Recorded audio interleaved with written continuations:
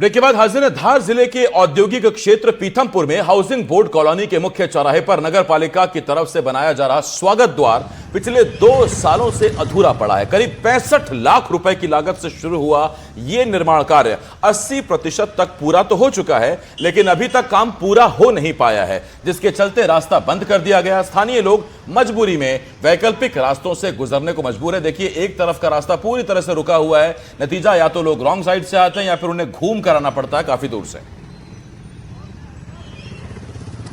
ये गेट पिछले तीन सालों से बन रहा है, लेकिन कभी एक रोड चालू रहता है, कभी एक रोड बंद रहता है। और आए दिन त्योहारों के टाइम तो इतना रश हो जाता है कि हमको 15-20 मिनट लगते हैं यहाँ से निकलने में। और स्पीड ब्रेकर की ऊंचाई इतनी ज्यादा है कि उसको भी पार करने में हम लोगों को बहुत परेशानी आती है। मतलब कितने समय से आप लोग परेशान हैं? 3 साल हो गए करीबन। आपने गेट को लेकर किसी शिकायत की? हाँ, नगर पालिका में आए दिन जाके बोलते हैं, एक्सीडेंट होते हैं।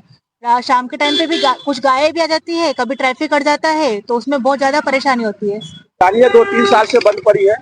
कार्य इसका बराबर हो नहीं रहा, मतलब बंद चलता है कंटिन्यू। अगर बराबर कार्य होती तो कब चालू हो गया। क्या यहाँ पे ट्रैफिक की समस्या होती है? बहुत ज्यादा होती है। तो आपने इसकी शिकायत कभी कहीं करने की कोशिश की या? शिकायत तो हुई, सब यहाँ से कितना बार लिख के गए, लेकिन कोई सुनवाई नहीं है।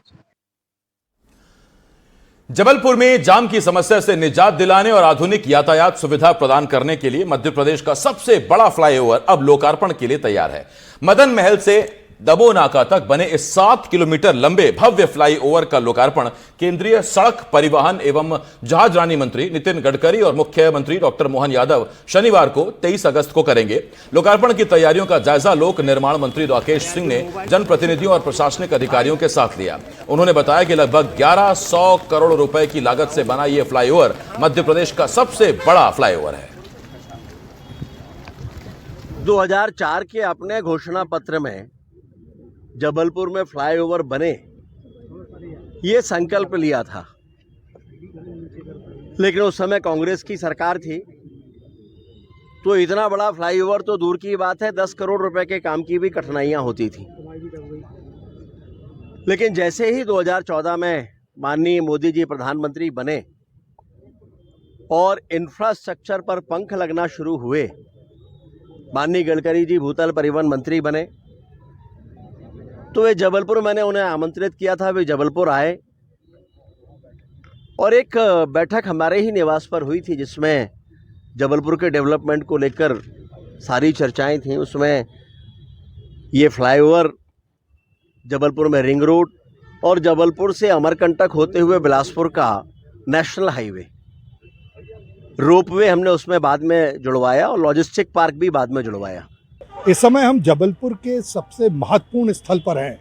ये मध्य प्रदेश का सबसे बड़ा फ्लाईओवर है, लगभग 7.25 किलोमीटर का है और 1100 करोड़ की लागत से इसे बनाया गया है।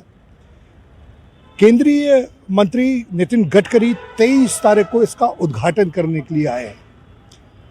आज मध्य प्रदेश के पीडब्ल्यूडी मंत्री राकेश सिंह, जिनका इस फ्लाईओवर को बनाने में सबसे महत्वपूर्ण योगदान रहा है, उसका निरीक्षण कर रहे हैं। निसंदेह यह सौगात जबलपुर वासियों के लिए सबसे महत्वपूर्ण है और सबसे उपयोगी है। वीरेंद्र शर्मा के साथ संजीव चौधरी, एनडीटीवी के लिए।